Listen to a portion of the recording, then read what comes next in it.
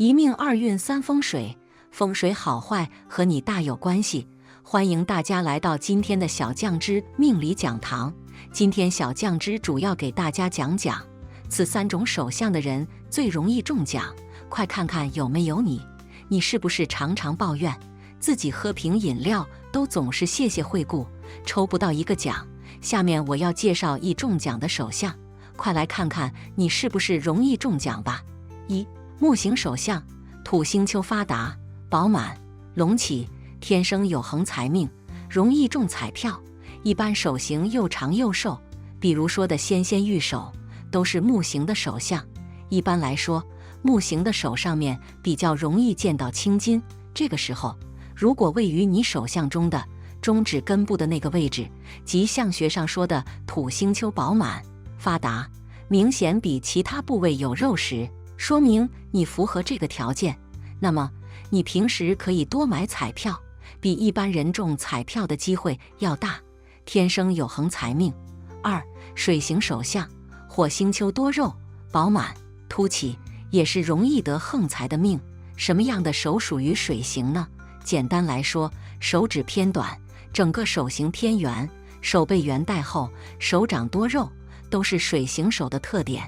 这种手相只要火星丘发达，一般财运都比一般人要好，要大，偏财多，横财多。而火星丘有2个位置，一个位于生命线起始位置，与拇指根部夹着的那个地方，即我们常说的大概虎口那里，便是其中一个火星丘。另外一个火星丘位于水星丘和月丘之间，可看图中。因此，水型的手相比一般人更容易得横财，更容易中彩票，因为同时有2个火星丘。三、火型手相，金星丘异常多肉，肥厚，凸起，甚至突出一块肉，一般被视为财富巨大的标志。这个位置如果厚，对于火型手相的朋友来说，更容易得横财，有横财命，并且往往还会住上大房子、别墅或多实业或物业。一般手掌偏瘦，手指尖长，看起来干枯，指节突出，或是指尖不规则等，都是火型手相的标志。只要金星丘发达，都是有横财命的象征。而金星丘位于大拇指根部处。四、金型手相，木星丘长得结实，多肉，隆起，占据了整个食指根部，那么就是有横财的手相。其实金型的手相比较容易判断，一般手型偏方，肉偏结实，不论是背还是手心，按下去都是硬硬的，一般就是金型的手相。而且金型的手相，手指顶端都比较平，而木星丘的位置便是食指根部那个地方。五、土型手相，水星丘发达，饱满，凸起，也是有横财的命。相对于上面这4种手相，土型的手相不是那么容易被发现。其实土型手相就是木型与金型的手重叠在一起，因此那种手型偏长，但又带方。另外，整个手掌偏厚重结实的，就是土型的手。一般手长的又大又长又厚，基本上可以说是土型的手相。而水星丘位于小指根部处。六、掌丘饱满红润。在手相学中，往往大家伸开手掌，会看见手掌接近手指的区域会突出几个肉包，这个肉包便称为掌丘。掌丘就像几个在手掌上的小山丘一样，因此得名。如果大家发现自己的掌丘位置十分饱满，并且颜色略带红润，那这便是容易中大奖的长相了。因为在手掌上每个掌丘各有自己不同的含义，而如果每个掌丘均饱满红润，则代表此人的整体运势很强，因此中彩票的运气也强于他人，会因为感性因素购买彩票而赢得中奖的好机会。因此，这种手相特征的朋友们，要在购买彩票的时候随心所欲一些，反之会增强自己的中奖财运。七、多条财运线。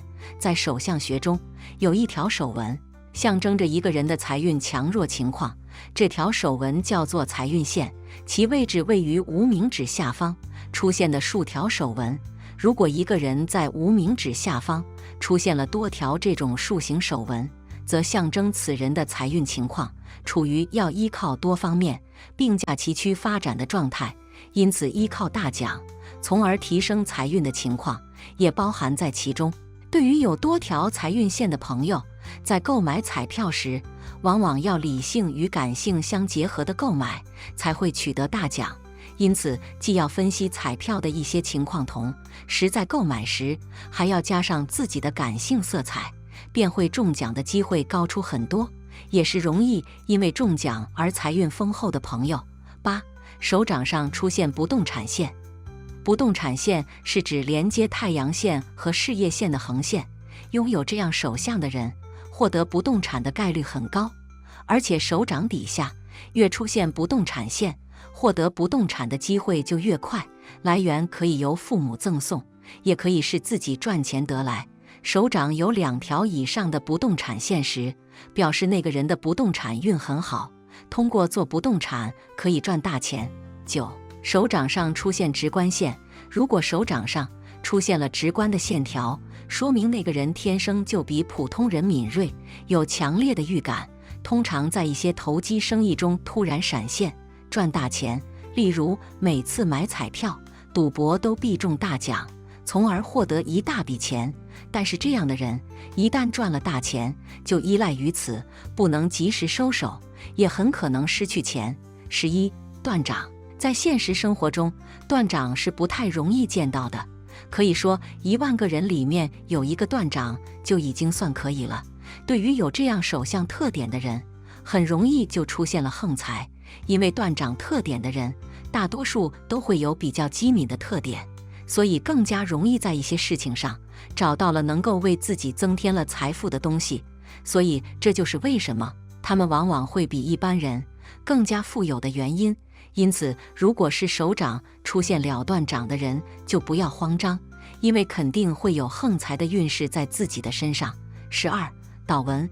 发横财的人手掌有倒纹，他们在生活当中一直十分平淡，没有什么大事或者意料之外的事情发生，可是他们的手相决定了他们这一生一定会发上一笔横财。